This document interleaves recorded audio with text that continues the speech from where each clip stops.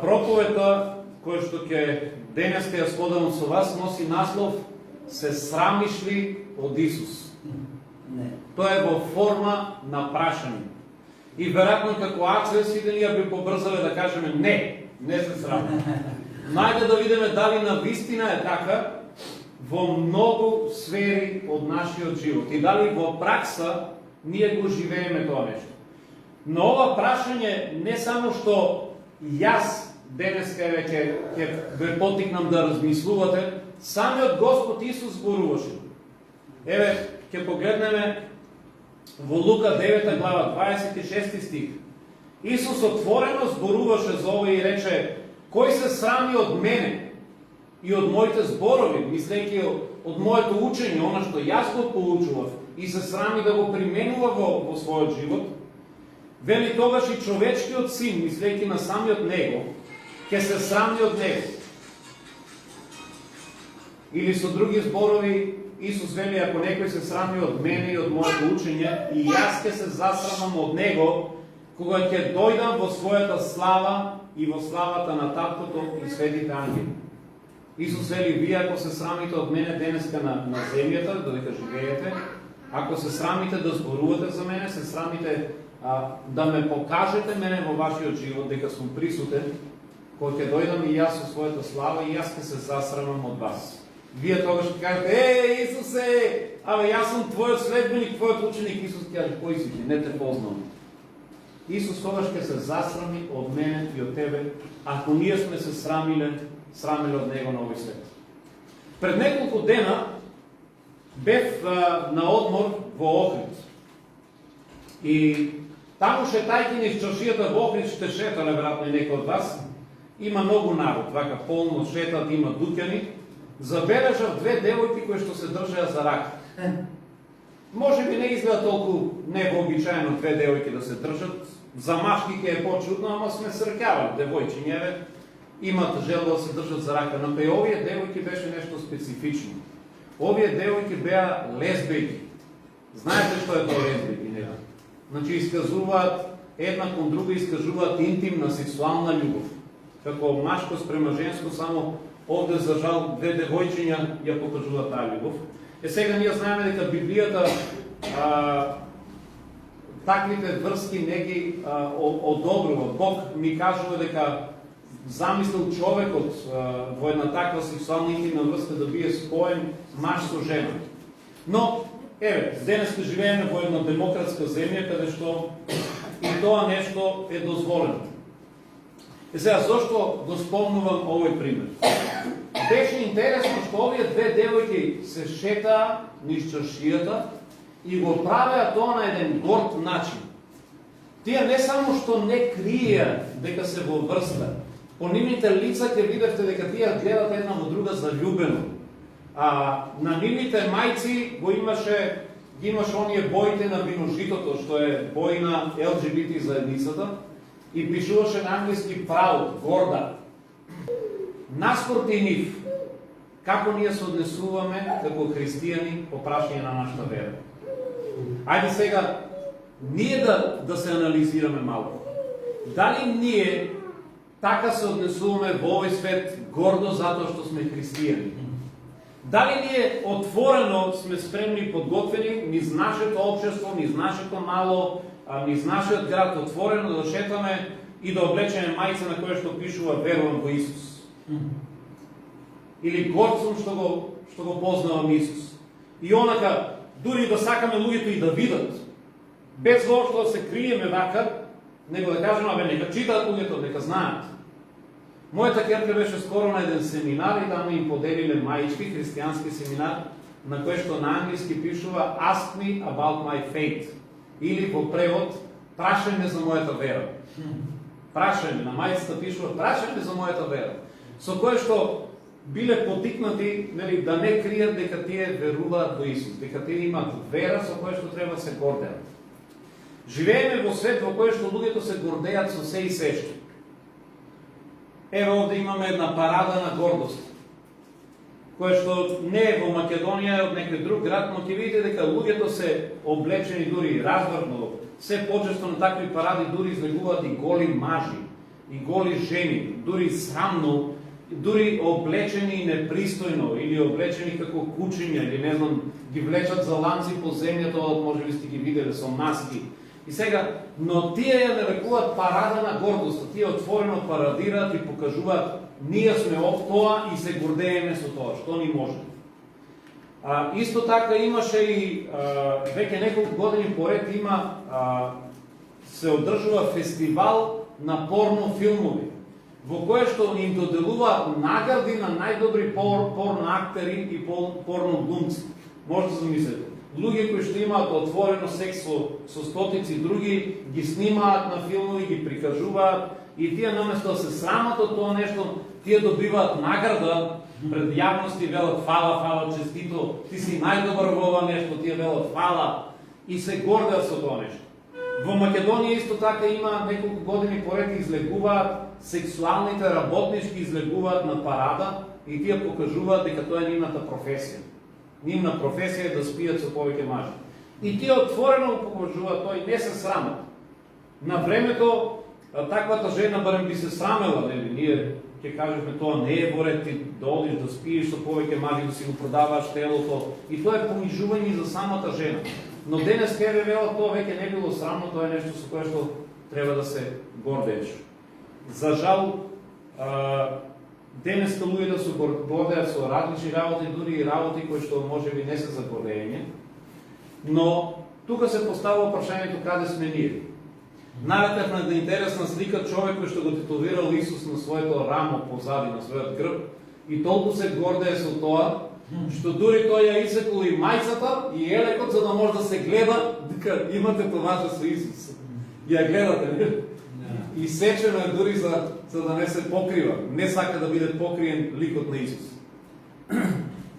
И сега, дали ние покажуваме дека сме горди што веруваме во Исус или се срамиме од Исус? И се поставува прашањето, кога покажуваме дека се срамиме од Исус? Бидејќи на зборови, ние можеме да кажеме не се срамам, нема шанси. Но јас сум видел многу луѓе и христијани кои што велат не се срамам, ама во пракса со нивните дела покажуваат дека се срамат. Ајде да се преиспитаме сега, да видиме дали ние во нашите дела понекогаш покажуваме. Еве, едно од работите кога покажуваме дека се срамиме од Исус е кога во друштво се исмева христијанството или Христос, а ти молчиш.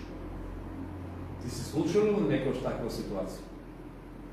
Ќе ви кажам дека на мене ми се случи, кога бев млад христијанин, само што поверов некаде една година бев христијанин, се крстив и добив повик за да го отслужам војниот рок. Тогаш се уште имаше редовна војска, сега веќе нема. Но во Арама се служеше 9 месеци и јас бев повикан да отидам да го служам војниот рок. И таму, кога служев, тие што беа дел од мојата чета, не знам и во собата колку беа, околу 30 души, не знаја дека јас сум христијанин, дека одам на црква и дека читам Библија. Јас уште не им бев кажал, тоа беа првите денови, недели, и во една прилика тие седнавме во дворот таму во касарната и нешто падна на тема, нешто нововерци, не знам, луѓе што читат Библија, христијани, и тие почнаа зборуваат, аби ги има сега едни кои што се занесуваат, одат на црква, ги викат нововерци, читат Библија, веруваат во Исуса, тие стварно веруваат, тоа се живи глупости. И сега јас ги слушам, седам до нив, ги слушам и си кјутам и си велам у себе, Горан, кјути да не дознаат дека и ти си една од тие. Да не дознаат дека и ти си од тие занесени што читат Библија и веруваат во Исус. И јас се срамев во тој случај да го одбрнам Исус. Се срамев да кажам, па и јас сум христијан, и ја одам на црква, и јас читам Библија, и јас сум еден од тие за кои што вие зборувате и критикувате. Се срамев да кажам. Ќе се препознаеме во некои ситуации дека ние, иако на зборови велиме не се срамам, но на дело знаеме да се срамим. Или кога се напаѓаат христијанските вредности, а ти не ги браниш. Што се подразбира под христијански вредности? Знаете, има многу нешта кои што христијанството ги промовира како добри вредности. Едно од нештата е светоста на животот. Ние веруваме дека бебето што од мајчината утроба е човечко суштество и треба да се заштити. И токму затоа сме против абортусот. И ние сметаме дека бебето во утробата на мајката не смее да се убива, не смее да се абортира. И кога светот се залага за абортус, ние имаме можност, дали во училиштето, дали во разговор со некоја другарка кој што вели сакам да абортирам, или која што се фали и вели, нели, јас отидов и се исчистив. Добар ден. Дали во некаква дискусија на Facebook или на некаква трибина, кога се зборува за тоа нешто и се промовира како нешто позитивно, напредно, прогресивно, ние имаме можност тука да го кажеме нашиот збор како христијани, да кажеме, видите, тоа е сепак убиство на едно неродено бебе. Ние го вреднуваме човечка живот уште од самото утро. Но имаме и избор и да се засрамиме и да си молчиме, да кажеме сега сите се тука за абортус, јас најпаметен ли ќе се правам. Ќути тука не се срами, немој да почнат да ти викат, да ти зборат, затоа молчи си. Исто така денеска повеќе не е модерно една девојка да се пази себе си невина до брак. Па едно момче. Тоа е сега за останато срамно нешто. Замисли денеска една христијанска девојка во друштво на други девојки кои што си имат отворено односи со машки, си спијат, си одат на одмори, си имат сексуални односи. Сега замислете таа девојка да каже јас сум невина, не сум имала сексуален однос. Веројатно ќе се смеат, ќе кажат ми се за останата. Но ние и тука имаме можност, и една христијанка има можност или да се засрами, или да ги заштити христијанските вредности и да каже јас сметам дека тоа е исправно.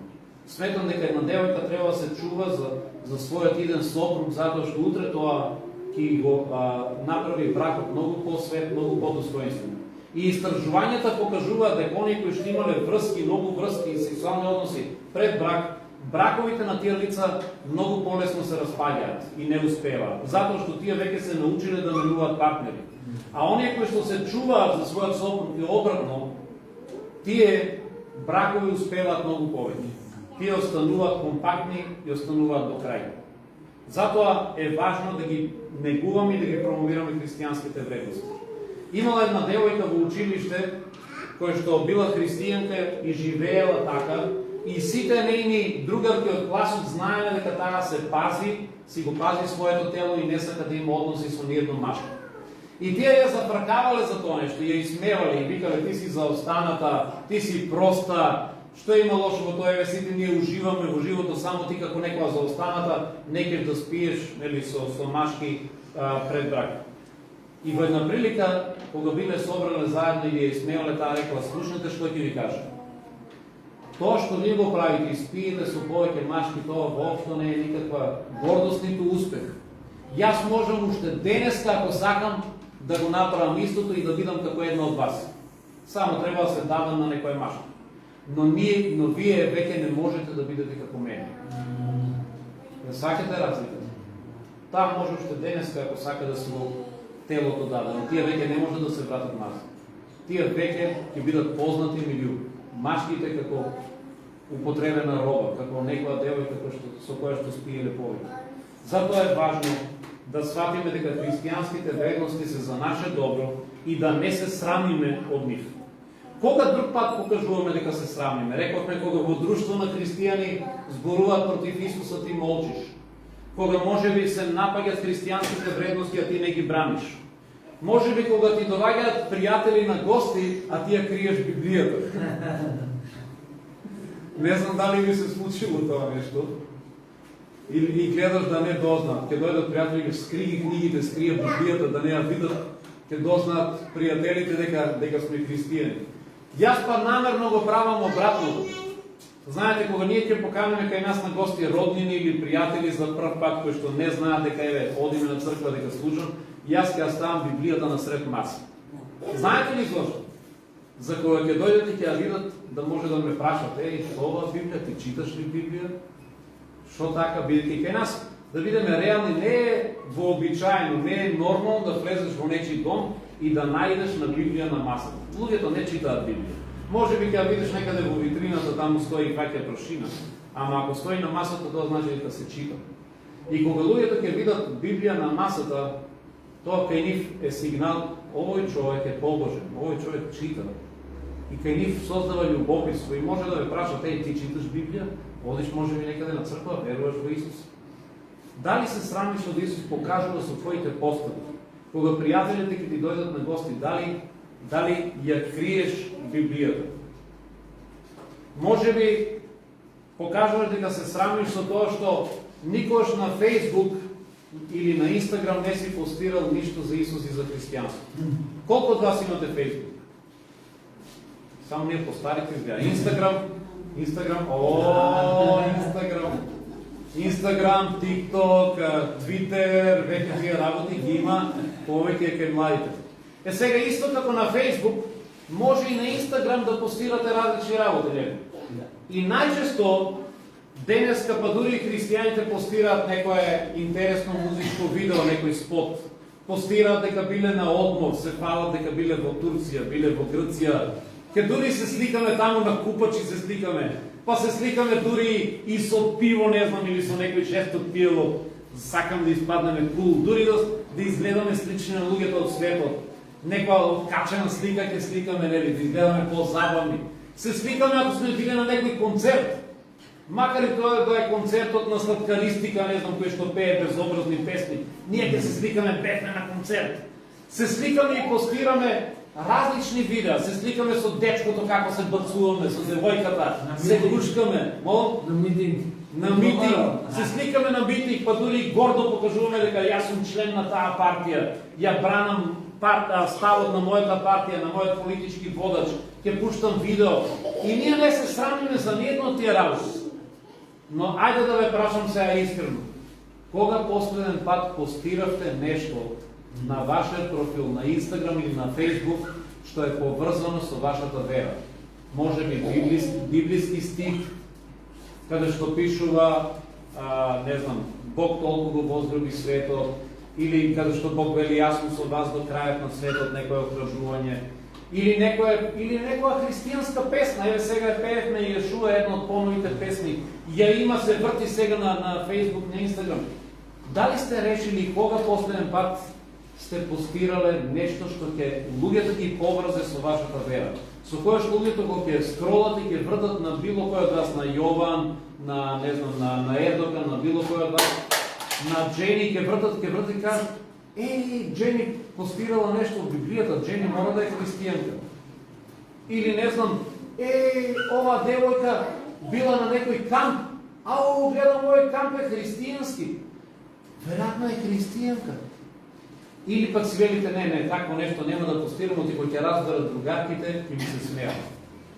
Јас ќе ви кажам, пред да е проповедам ова проповед денеска, решив да направам еден тест.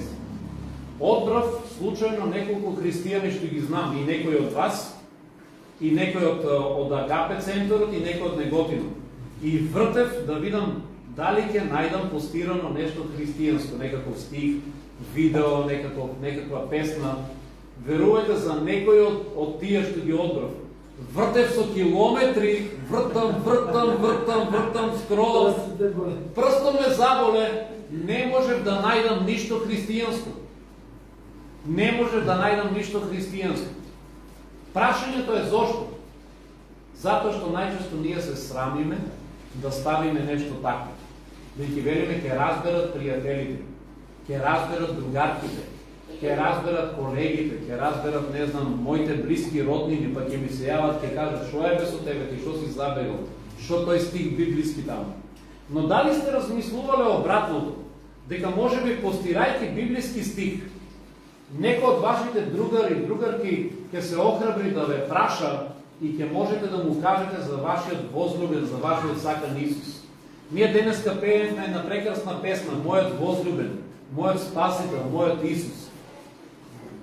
Господ Исус го промени мојот живот. Тој ме спаси и ме промени мене. Ми ги прости сите гревови. Тоа може да го направи со твоите другари, со твоите пријатели. Ама тие нема да бидат спасени, гревоите нема да им бидат простени ако некој не им каже за Исус. А тие не знаат дека вие сте христијани, затоа што вие може би се срамите од Исус. Ова се некои од случаевите кога ние покажуваме дека се срамиме од Исус. Може би не сакаш другите да знаат дека одиш на црква. Знаат ли сите твои роднини и пријатели дека одиш на црква? Знаат. Дека Јован вели знаат. Добро е ако знаат.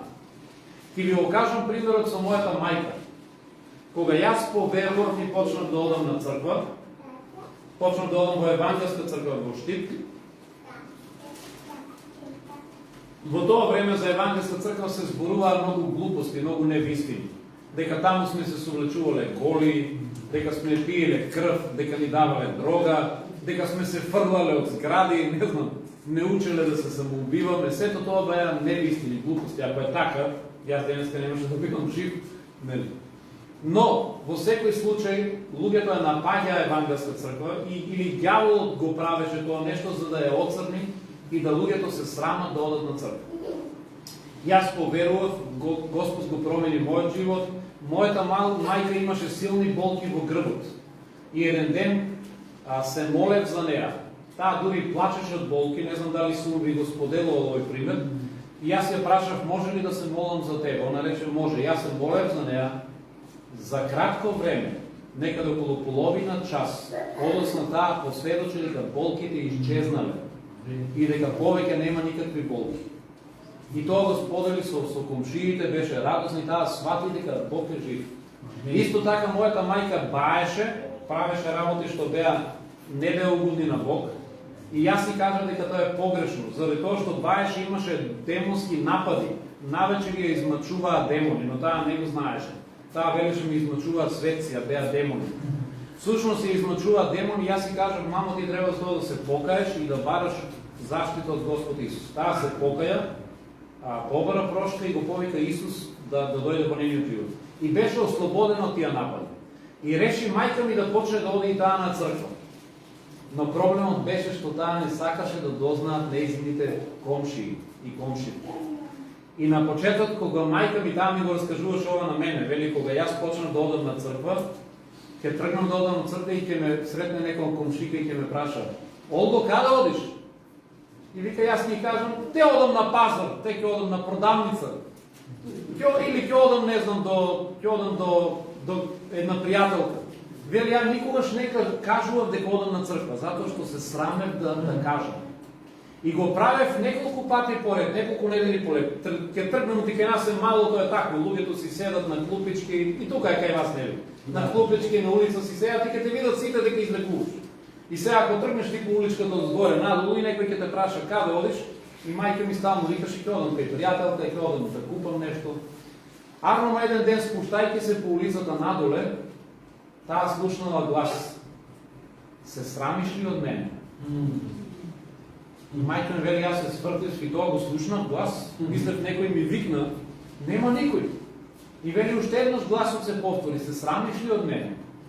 Пак се вртам, нема никој. И тогаш мајка ми сватила дека тоа е Божиот глас. Господ Исус решил да ја предупреди дека тоа што таа го прави, покажува дека се срами. И тогаш таа сватила и се покајала и рекла: Господе, прости ми, од сега натаму нема повеќе да се срамам. И кога ја прашувале комшиките понатаму каде одиш, таа сега отворено почнала да кажува: одам на црква, сакате ли да дојдете и вие? И тя не фала. Ама во секој случај таа сега веќе не криела. Кој ќе ја прашале каде одиш, таа кажувала: одам на црква. Ако сакате да дојдете, многу убаво е, дојдете и вие да видите. Затоа, во сите овие случаеви, ние покажуваме дали се срамим или не. Може би покажуваш дека се срамиш од Исус со тоа што кога се крштеваш не сакаш никој да дознае. Кога ти се крсти, некој од вас веќе сте крсти, некој се крстивте сега, нели, ова лето, но кога ти се крсти, дали отворено им кажа на другите дека ти си донел или си донела таква одлука? Дали сликата од крштевањето ја постираше на Facebook или на Instagram да видат сите? Ние неколку години поред правиме крштевање, веќе 20 години назад во Неготино, и во многу случаи ми се случило кога ги сликаме тие што се крштеваат, после тоа ќе дојде верникот ќе ми каже: пасторе, ќе те замолам само, не ја ставај сликата на Facebook, не сакам луѓето да дознаат. Не сакам да знаат дека сум се крстил. Јас во себе си велам, не секам добро ќе го почитувам твоето барање, или тоа е негово барање или нејзино. Ама велам, зошто не би сакал луѓето да дознаат? Ти не си направил ништо погрешно, јас не те сликав како се опиваш, не те сликав со друга жена, не дај Боже, не те сликав во коцкарница, не направи ништо срамно. Ти донесе одлука да го следиш Исус, ама велиш срамние другите да дознаат. И со тоа покажуваме дека се срамиш од Исус. Може би се срамиш од Исус со тоа што не сакаш луѓето да те видат во друштво на христијани. Има една жена христијанка која што живее во друг град, таа е од Неготино, и јас си велам кога ќе доаѓаш во Неготино, јави ни се да се видиме, да пиеме едно кафе, да те видиме, јас и мојата сопруга ќе седнеме заедно да видиме. И таа ми кажа, знаеш, не сакам да ме видат во ваше присуство. Не сакам луѓето да знаат дека сум христијанка. Може да замислите. Имам еден друг пријател кој што почна да оди на црква кај нас, и тој имал негов познат кој што имал потреба некој да го однесе со кола во болница. И тој ми рече, ке сакаш ли да направиш услуга на тој мој познаник, бидејќи немам друг што знам што има кола, ако сакаш утре да со твојата кола да го однесеме во болница. Јас реков, нема проблем, слободен сум, ние како христијани треба да правиме добри дела, не? Викам, ќе го однесам. И тој тогаш ме замоли за еден услов. Рече, само ќе те замолам нешто. Пријателот во колата, ако те праша што работиш, немој да му кажуваш дека си пастор, дека работиш во црква, дека одиш во црква, бидејќи јас му кажам дека си електричар. Тој бараше од мене да лажам. И јас му реков, ама ја не можам така да правам.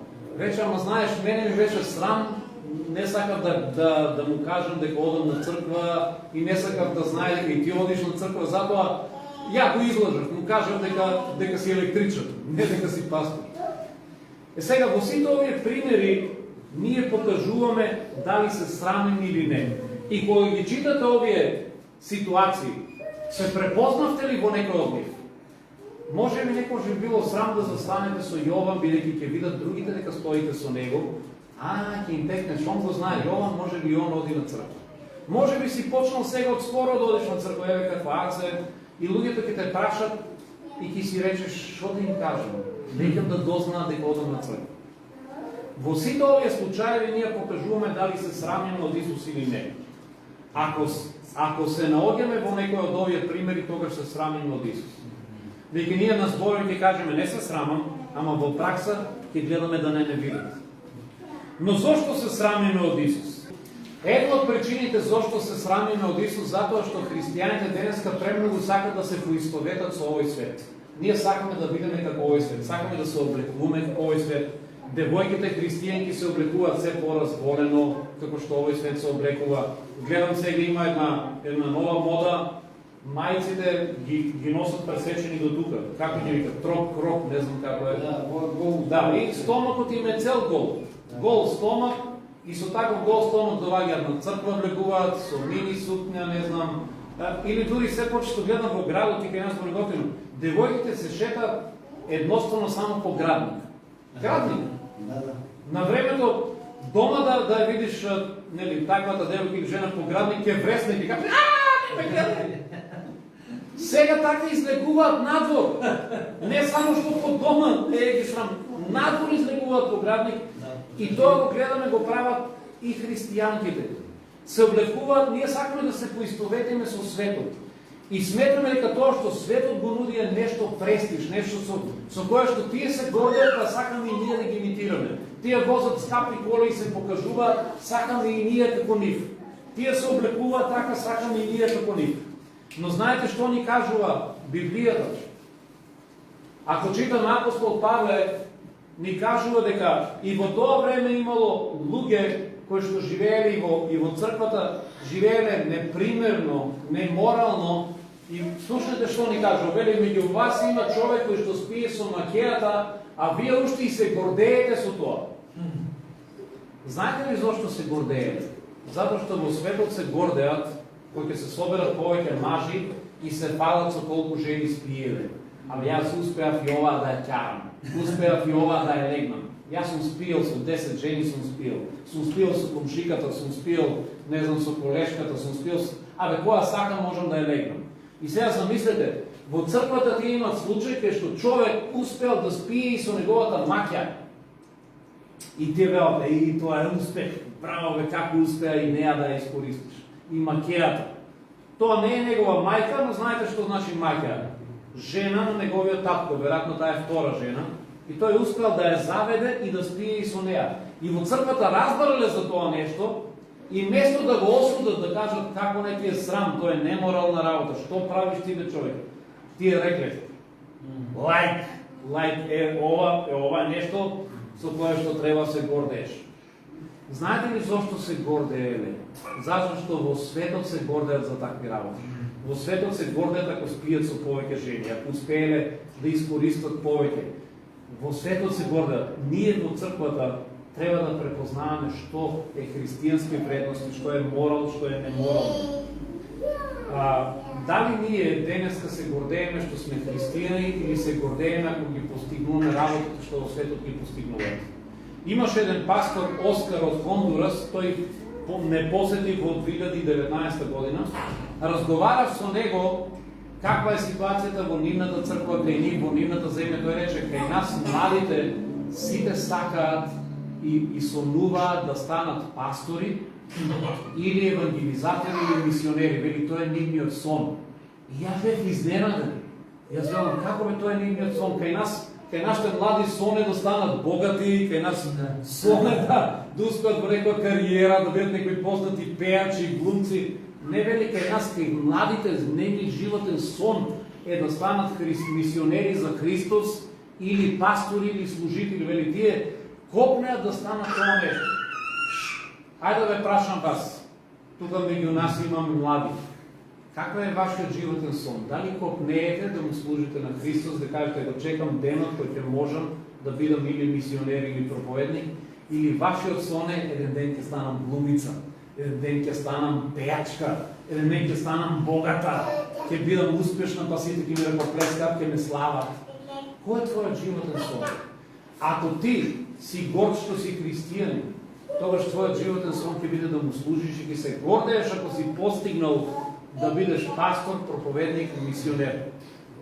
Но денеска, знаете, тоа нешто и во црквата не е популарно. Денеска и во црквата веќе не е интересно да си пастор или мисионер. Зошто веќе тоа никој не го гледа како успех? Шо си ти? Пастор. Голема работа.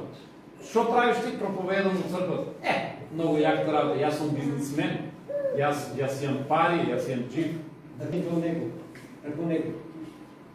Луѓето во овој свет се гордеат со светските постигнувања. Понекогаш ние сакаме да ги имитираме и се гордееме и ние со истите работи, со тоа што сме постигнале, колку сме се збогатиле, колку сме отвориле, не знам, бизниси, колку скапа кола возиме, дека имаме iPhone, но не се гордееме со Исус. Од Исус се срамиме. Треба да е обратното. Ние треба да се гордееме со Исус, што Јаце кажа, а да се срамиме ако во овој свет живееме како што светот живее.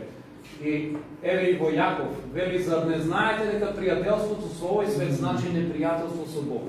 Кога ние сакаме да сме како овој свет, ние стануваме непријатели на Бог. И каква полза ако човекот го придобие целиот свет, а самиот си изгубили се у пропасти, ако душата своја си ја загуби? Затоа, ајде ќе погледнеме на кратко на крај само зошто треба да се гордееме со Христос. Кои се работите со кои што треба да се гордееме? Апостол Павле вели, јас не се срамам од радосната вест за Христос, бидејќи тоа е силата со која што Бог ќе го спаси секој што верува. Има неколку работи заради кои не треба да се срамиме да бидеме христијани. При крај сум, па еве само ќе ги наброиме овие работи. Знаете, во светот луѓето се гордеат ако нешто во себе си носат нешто или имат некаква марка на себе си. Ако имаме ние патики Nike, ние сме горди, нели, види, Nike имаме. Ако носам, не знам, мајца од Гучи, од Армани, погледни каква мајца носам. Дека повеќе вредно. Повеќе вредно, се чувствувам дека гледам повеќе.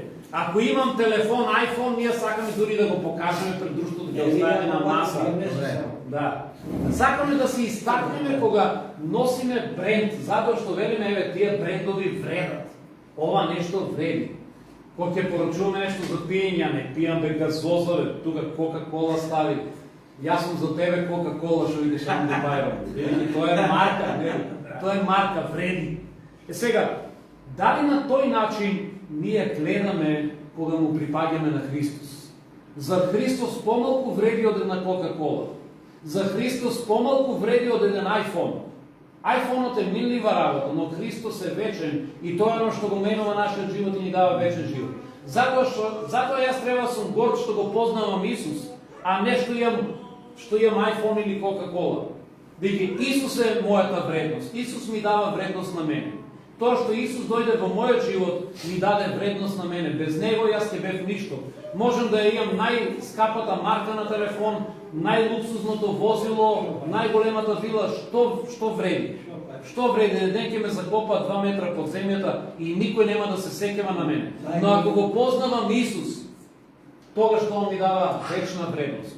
И знам дека ќе сум со него во вечноста. И тоа дава вредност на мојот живот и ме менува. Затоа еве неколку работи зошто треба да сме горди. Затоа што сме Божји деца. Ние сме царски синови и ќерки. Библијата кога зборува за тебе, Библијата вели дека ти си царска ќерка, ти си царски син. Библијата вели ние сме царско свештенство, свет народ, избран за Бога, придобиен. Затоа треба да си горд. Ако те прашаш што си ти треба да кажеш јас сум царска ќерка. Јас сум ќерка на вечниот Бог. Јас сум следбеник на Исус Христос и треба да се гордееме со тоа нешто. Еве што вели, вие сте избран народ, царско свештенство, свет народ, за да ги прогласите славните дела на оној што ве повика од темнината во светлината. Второ нешто, ние сме Христови амбасадори.